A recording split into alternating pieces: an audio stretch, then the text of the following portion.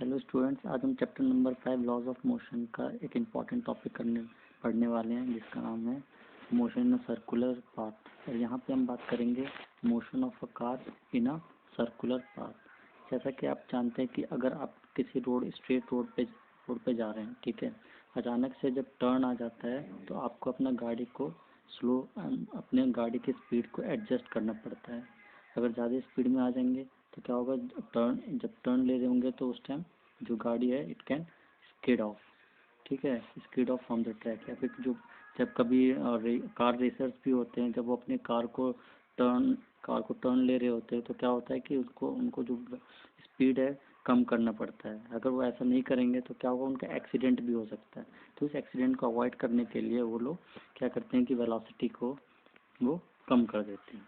तो ये सपोज यहाँ पे क्या है कि सपोज हमारे पास एक ऑब्जेक्ट है, ठीक है, ये हमारा ऑब्जेक्ट है, ये सर्कुलर ट्रैक में मूव कर रहा है जिसका रेडियस है आर, और ये वेलोसिटी v से मूव कर रहा है। तो अंदर की तरफ जो सेंट्रीपिटल एक्सेलरेशन लगेगा वो क्या लगेगा, a is equals to v square upon r, ठीक है। तो यहाँ पे सिचुएशन देख लेते हैं। सपोज यहाँ पे हमारा ये कार है, ठीक है, सपोज ये हमारा कार है। तो ये देखते हैं कि इस कार पे कौन कौन से फोर्स एक्ट कर रहे हैं। यहाँ पे हम जानेंगे कि कार का मैक्सिमम वेलोसिटी कितनी होनी चाहिए ताकि जो कार है वो स्किड ना करे, ठीक है। तो यहाँ पे जो अलग अलग फोर्सेस जो पे लग रहे हैं कार पे, these are number 1 weight on the car, that is mg, it is in downward direction, and there is another force normal reaction which is due to the ground is applying normal reaction on this car, and there is also another force which is static friction which is acting toward the center. So in order to avoid the skidding, we know that the static friction should be greater than or equal to mv square upon r. Why? Because we are talking about the static condition. In static condition, this frictional force should be greater than this centripetal force, so that this object does not move in the outward direction, in this direction. Okay, so we know that the friction force is mu s mg. So we have mu s mg should be greater than or equal to mv square upon r. Using this relation, we have put the value of static friction force, that is mu s mg. So this mu s mg should be greater than or equal to mv square upon r. So after further calculation, m will be cancelled out, and after the further calculation, v should be less than or equal to under root mu naught r g. So in order to take the maximum value from this expression, we will have v max is equals to under root mu s r g. इससे बड़ा कोई v की value नहीं हो सकती इस condition के हिसाब से। तो यहाँ पे क्या है, यहाँ पे हमें क्या मिला कि जो मैक्सिमम वेलोसिटी है कार का to avoid skidding is v max is equals to under root mu s r g. तो इतनी वेलोसिटी होनी चाहिए इस कार की, जब भी कोई कार या जब भी कोई ऑब्जेक्ट किसी स्ट्रेट लाइन से जाते हुए किसी सर्कुलर पाथ पे या फिर किसी टर्न में मूव करता है कर्व पाथ पे, तो उसको इतना वेलोसिटी मैक्सिमम गाड़ी का रख सकता है। ओके, तो यहाँ पे देखते हैं कि मैक्सिमम वेलोसिटी किस पे डिपेंड करता है।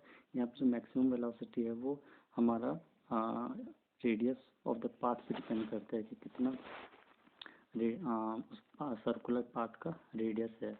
और दूसरा है कि स्टैटिक फ्रिक्शन किसके किसके बीच में, कार और टायर के बीच में। अगर ये ज़्यादा हुआ तो हम अपनी गाड़ी को ज़्यादा स्पीड में हम चला सकते हैं, और अगर रेडियस भी ज़्यादा हुआ तो तब भी हम अपनी गाड़ी को ज़्यादा स्पीड में चला सकते हैं while having a turn in the circular path.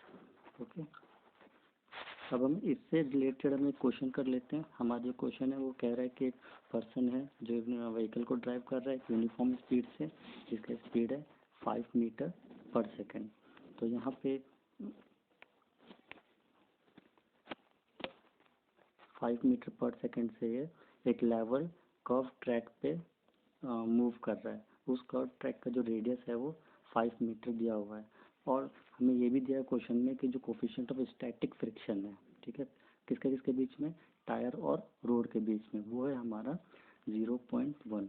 तो ये क्वेश्चन में ये पूछ रहा है कि क्या वो पर्सन स्किड कर जाएगा while taking the turn with the same speed. अगर वो 5 मीटर पर सेकेंड के स्पीड से चलता रहेगा ट्रैक में भी, सर्कुलर ट्रैक में भी, तो क्या वो स्किड कर जाएगा।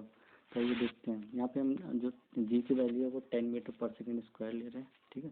तो यहाँ पे फिर से हम प्रीवियस कंडीशन में जाते हैं। यहाँ पे क्या है कि v is less than under root mu s r g. इस कंडीशन में हम सभी वैल्यू को पुट करेंगे इस फॉर्मूले में। तो म्यू हमारा कितना दे रखा है 0.1, यहाँ पे हमारा म्यू दे रखा है 0.1, रेडियस दे रखा है 5 मीटर, और ग्रेविटी दे रखा है हमने कंसिडर किया है 10 मीटर पर सेकेंड स्क्वायर को, स्क्वायर, ठीक है। तो यहाँ पे हमने सारा वैल्यू को सब्सटीट्यूट करने के बाद जो v का जो वैल्यू है वो आया 2.23 मीटर पर सेकेंड। अब यहाँ पे देखो, ये जो वैल्यू आया हमारा 2.23 मीटर पर सेकेंड, ये 5 से ज़्यादा, 5 इससे ज़्यादा है या 5 इससे कम है।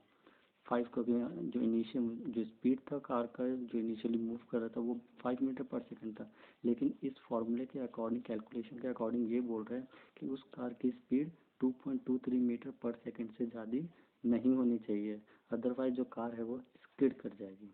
तो यहाँ पे जाहिर सी बात है कि जो हमारा जो कार है it will skid of. Okay, so the answer to our question is the person will the person who is the car will skid off while it was taking a turn.